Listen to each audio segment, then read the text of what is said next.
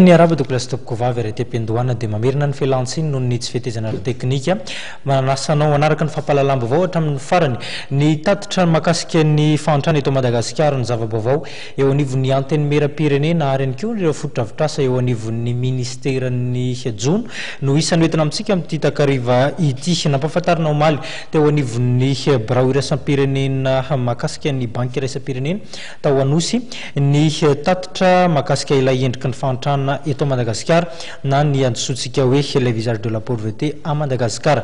Voalaza moa fa tsy tratra ny tanjona amin'ny fampihenana ny isan'ireo miaina ao anatin'ny fahantrana lalina eto Madagasikara.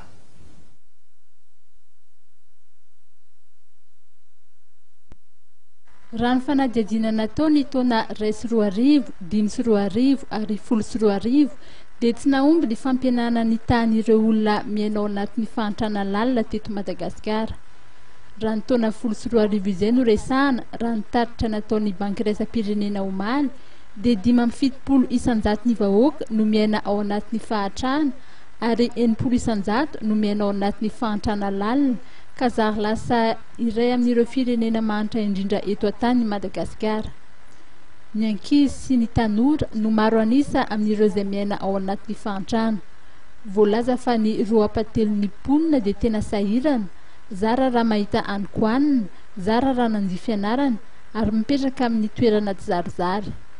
Ny fisian'ny krizy ny taona 20 sy 20 dia nampihembotra ny Madagasikara teo amin'ny ady atao amin'ny fahantrana.